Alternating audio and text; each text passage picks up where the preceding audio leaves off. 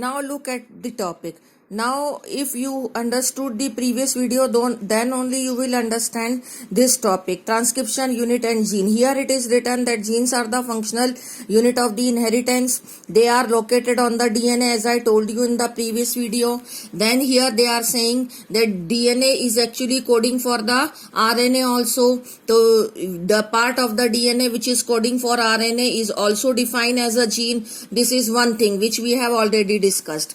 Now what I have told you, exons and introns, they have written here.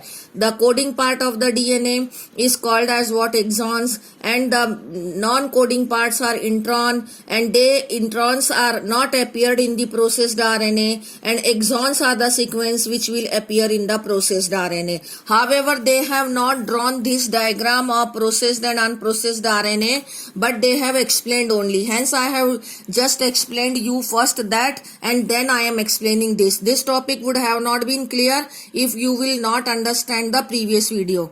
Now here these are the two terms are given, monocistronic and polycistronic.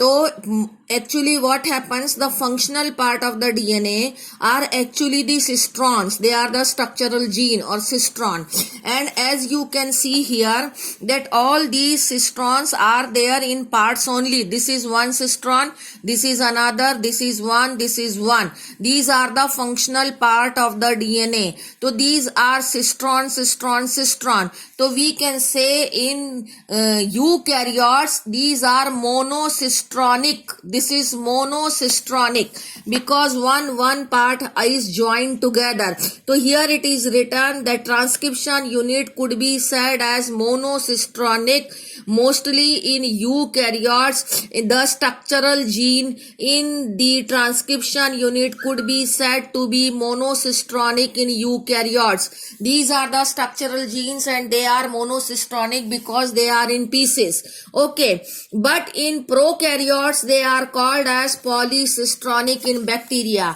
Polycistronic what? Why? Because they are not in pieces. These all cistrons are there on this DNA. All structural gene, functional gene are there in continuation in this DNA, so that mRNA is also there in continuation. All cistrons are there in continuation, so that this mRNA which is formed from here, from that this DNA is a polycistronic mRNA, and this mRNA is a monocistronic mRNA because those are there in the splitted form.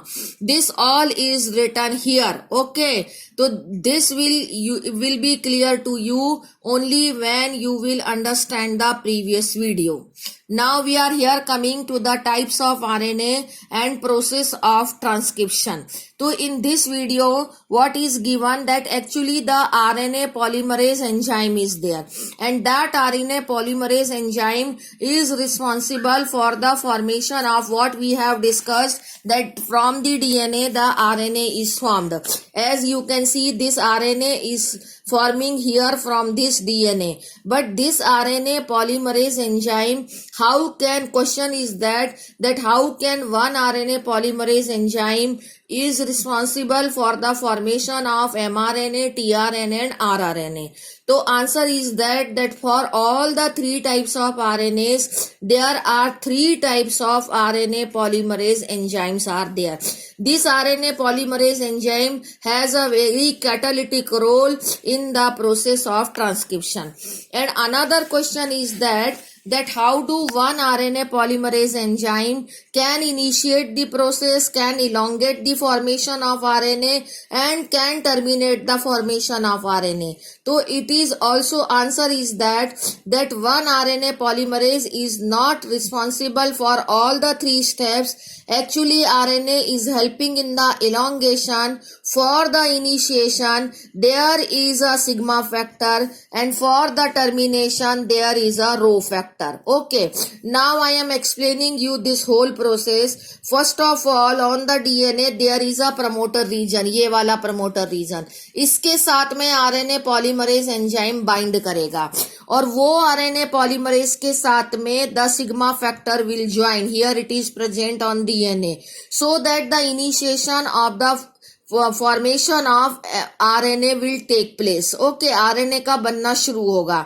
Now this RNA polymerase will keep moving. ये इसका origin of replication भी करेगा RNA polymerase ही. अब वो जहां जहां RNA polymerase sigma factor के साथ it will start moving on the complete DNA, और जितनी भी सीक्वेंस डीएनए का है वो आरएनए के फॉर्म में ट्रांसक्राइब्ड होता जाएगा. तो this RNA will start forming from this DNA. This process is elongation. At the end of that DNA, the termination of the formation of RNA will take place. So there the RNA polymerase will bind with the Rho factor, and RNA will also get free from this DNA, and this newly formed nascent RNA will also be free from this DNA. That way the formation of RNA takes place from DNA. This all is written here. Okay, here they have written that one question which I was telling you, that how do all the three steps are being performed by one RNA. So answer is here written that RNA helps only in elongation, and for termination and for the initiation there are Rho and sigma factors are there. So this is written here. The question as I written, very important question is that this question itself, they in the book only the question is written that how do one RNA is responsible for all the three steps. Now the question is that, as I was telling you, the concept of collinearity which they have explained this way. अब ये concept of collinearity इन्होंने बताया है कि यहाँ से इससे जो RNA बना, this RNA was heterogeneous RNA and so that it is to be processed. अब जब इसकी processing होगी तो here they have written there will be ये heterogeneous RNA they have written here. This paragraph I am going to explain you. अब यहाँ पर इस heterogeneous RNA का जो splicing होगा which I was telling you earlier, इस splicing के जो दो steps हैं वो हैं capping and telling. Capping का मतलब होता है कि at its one side, that is capping is the methyl guanosine triphosphate. ये यहाँ पर दिया हुआ है Mg3 phosphates. This methyl guanosine triphosphate will get attached to 5' end of this unprocessed heterogeneous RNA. ये इसका कैपिंग कहलाता है. और टेलिंग का मतलब होता है polyadenylate residue 200-300. They will added to its 3' ended in the independent manner. They will join here so that this will process this heterogeneous RNA. All these introns which are non-coding segments will remove, and all these yellow part which are coding segment will join together with the help of the DNA ligase, and that way this processed mRNA will be formed here. Okay, so this is how the unprocessed RNA is changed into processed RNA. ये बिल्कुल अलग question है और ये बिल्कुल अलग question है कि आरएनए कैसे बना, इनिशिएशन, इलोंगेशन, टर्मिनेशन, ये 3 स्टेप्स है. अनप्रोसेस्ड से प्रोसेस्ड की क्या स्टेप्स हैं, कैपिंग और टेलिंग, ये अलग बात है. अब एक और क्वेश्चन है कि एक आरएनए पॉलीमरेज से तीनों आरएनए कैसे बन जाते हैं, उसका आंसर यहां दिया हुआ है. In short, if you will read it you will understand. In short I am telling कि आरआरएनए अगर राइबोसोमल आरएनए बनाना है तो उसके लिए आरएनए पॉलीमरेज 1 चाहिए. अगर एमआरएनए बनाना है तो उसके लिए आरएनए पॉलीमरेज 2 चाहिए, और अगर टीआरएनए बनाना है तो उसके लिए आरएनए पॉलीमरेज 3 चाहिए.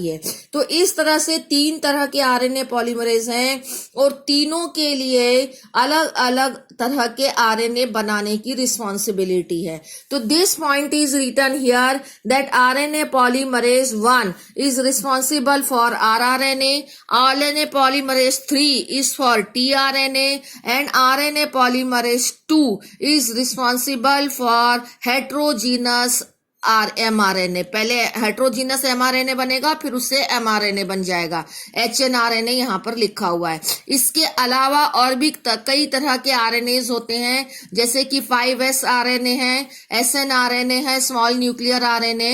This is the function of RNA polymerase 3. So that way I have explained you everything. You read it and discuss it in the Zoom class. Thank you.